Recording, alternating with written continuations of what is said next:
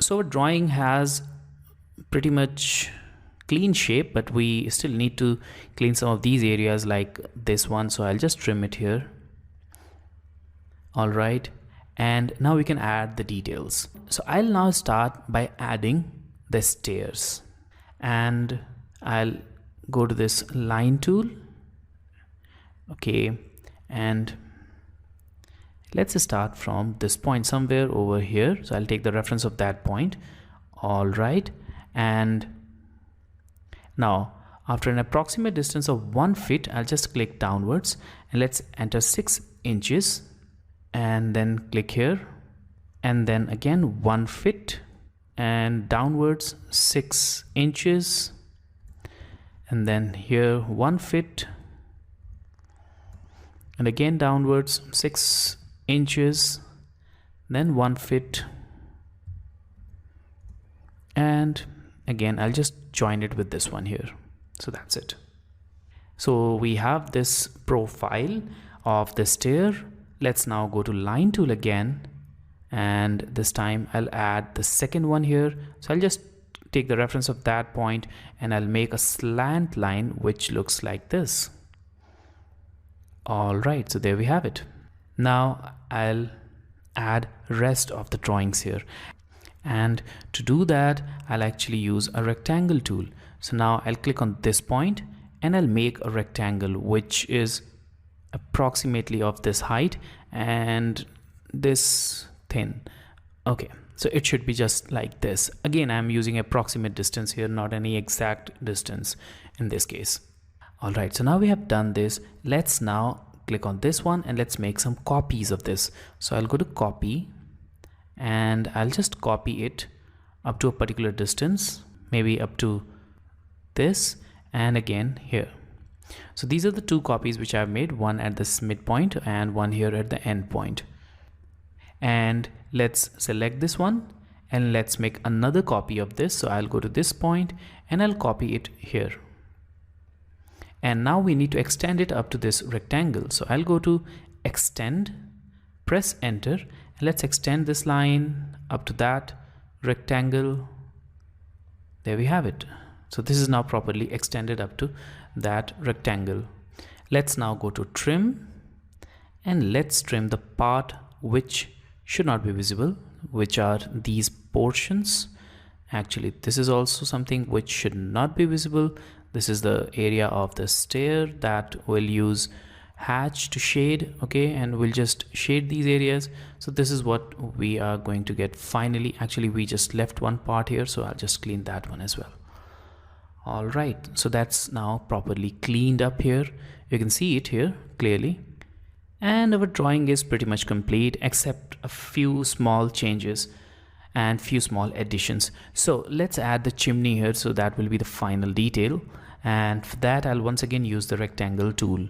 So let's now click on this point, and here again I'm just using the approximation, and as you know that this is the side where we have the kitchen, so that's where we are adding the chimney. So again I'm using this approximate distance, and let's go to rectangle tool and let's make this rectangle just like this, and let's move it. So I'll select its midpoint and move it on this midpoint. Let's select it, make a copy up to a particular distance. All right, let's add a line and let's add it somewhere over here. Let's make a mirror image, and that's it. We can actually add another line here just in the center, and if required you can actually make an offset of maybe 3 inches on both the sides, on this side as well as on this side. And now we can remove this one.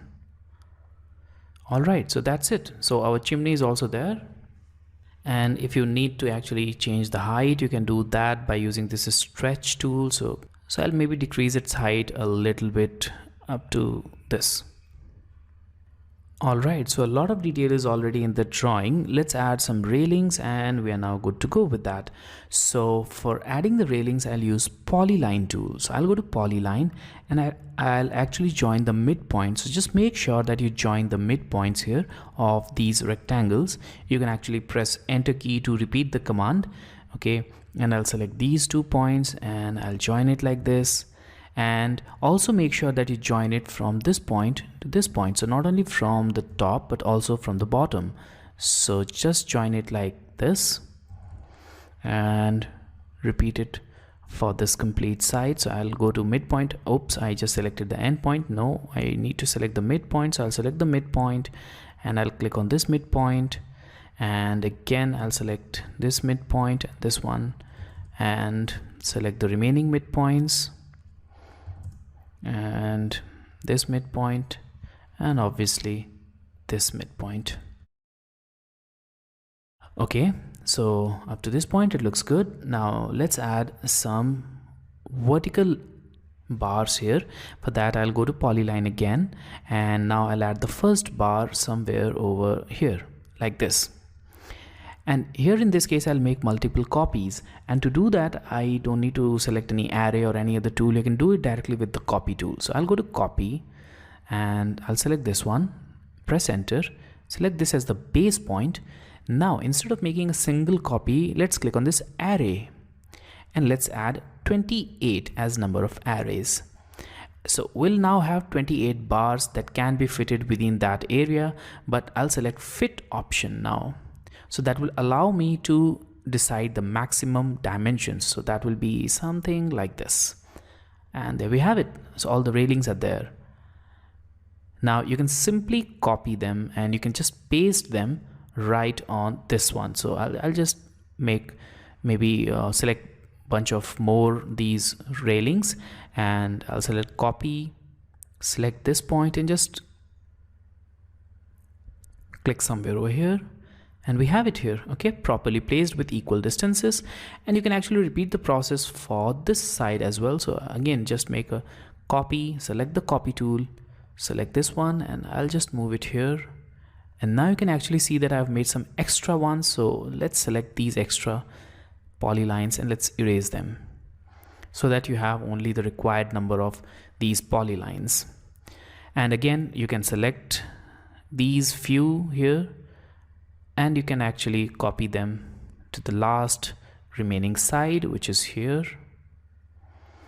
and we have it here now. Again, some extras that can be removed. And here also go to polyline actually and just make these railings here. So you can press enter twice to repeat that command, and you can just join them like this and like this. Okay, so now we only need to do some cleanup work here also. So I'll go to trim, press enter, let's do some cleanup. So this is the first thing that you need to remove, then this one, obviously this needs to go, this one also, and this one as well. So that has actually cleaned our drawing pretty much. Okay, this is something that we need to take care of. Okay, so that's it. Now we need to add the thickness to these polylines, and that can be easily done with the help of width tool. So simply double click on any one of these polylines, maybe this one. So double click there and go to width option. Now enter the width. In this case, I'm entering a width of 2 inches and press enter, and just look at this. So the thickness is added here, and you can then copy this property to other polylines. So let's type MA, that is match properties command, press enter, select this polyline, okay, this one, and now copy this property on remaining railing. So I'll click on this one, then I'll click on this one, and then carefully click on this one, okay, and then this, and then this one, and this one, this, and this. That's it. All right, now we'll add the thickness to these ones also, and for that, once again, I'll double click on this one, and again I'll go to width, and let's add 1 inches and press enter. That's it, the thickness is now added. And now we can make multiple copies again of this thickness using the match properties command. So I'll type MA, press enter, and now I'll copy this one and I'll paste it on all the remaining ones. Actually, you can just make a window like this to copy all of these properties. Instead of clicking one by one, you can just make this kind of crossing window. Just make sure it avoids any contact with other polylines. Here we actually need to make it one by one. We cannot do it in one go. So I actually have to carefully select these lines. Actually, we have an overlapping one here, but that's not visible. So I'll just leave that.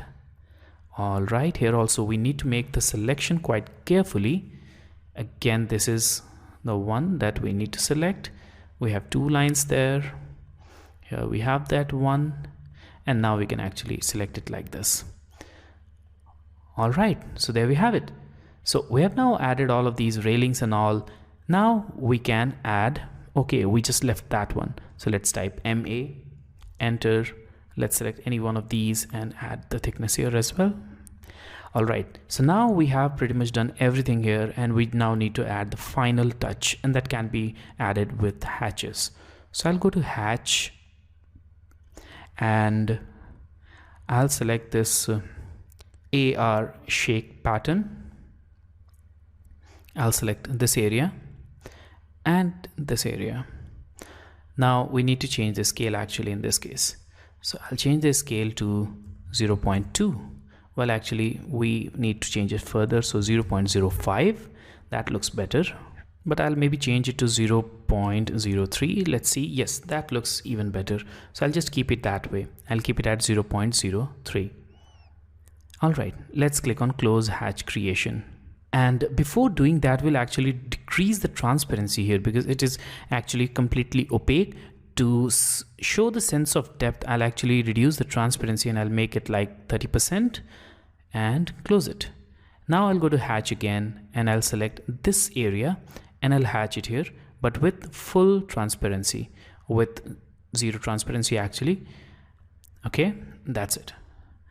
So because this area is in the front, this is in the back, so to give that solid look, I have selected this kind of transparency here in this case. And if you want to increase this transparency, you can select the pattern once again and you can actually increase it, just dial it up a little bit further to maybe 44, and that looks even better. Now let's add the brick pattern. So I'll go to hatch again and let's select the normal brick pattern. So that's the one which I'm going to select, and I'll select the areas where I'm going to put it. All right, actually, you know, I just don't want to put it on this area, so I just need to remove it. So I'll select remove and I'll just remove it from this area. I'll add these patterns only up to these areas. Now we also have pattern here. You can actually add it here manually, or you can hide them all and then add them and then bring them back. So that's what we're going to do next, but for now I'll just increase the hatch transparency to the same value, approximately 40, and yep, that will do. Okay, 39, and then I'll close it. Again, we have a lot of these polylines, so let's select them all here. Okay, and let's select all of them here. And well, that's not needed, or maybe we will need it, so I'll just select the ones which are needed. So these three and these two, and here also we'll just need these polylines only. So I'll just select them, whichever is needed here. Okay, and now right click, isolate, hide objects. So that will hide it all. Now we can again make an hatch pattern here. So I'll just make a pattern here and here, and you can see that the transparency is retained, the pattern is retained. So with the same pattern and everything, we are now able to make the hatch here like this. We can then close it, and once again you can bring it back, but before doing that I'll add the pattern here as well. So I'll go to hatch again, this area, then this area and this area, but the transparency is 0 in this case. Close hatch creation. Let's right click, isolate, and end object isolation to bring everything back in the drawing area. Let's add the final details, and for that I'll go to hatch again, and now I'll add the concrete pattern. So this is the one which I'm going to use, AR concrete. Let's select this area and this area, carefully zoom into this and add it here as well. So these are the two areas also where you need to add it. and you can change the scale if you want, but I am pretty much happy with this scale, so I'll just press enter to finish this pattern. And let's add the last hatch pattern, and that will be the solid one. So once again move up, select solid and select this area, so that will add the hatch pattern on the complete stair here. Okay, and that's it. So we are now done with this. And this is our front elevation. So as you can see that I've used a lot of different tools for making this drawing, and a lot of different commands have been used. You can make it in your own way, and I've actually simplified this drawing a lot. Still, it took a long time to make this drawing, so you can add more details if you want. You can add as many details, you can use correct dimensions and everything to make it as detailed as possible.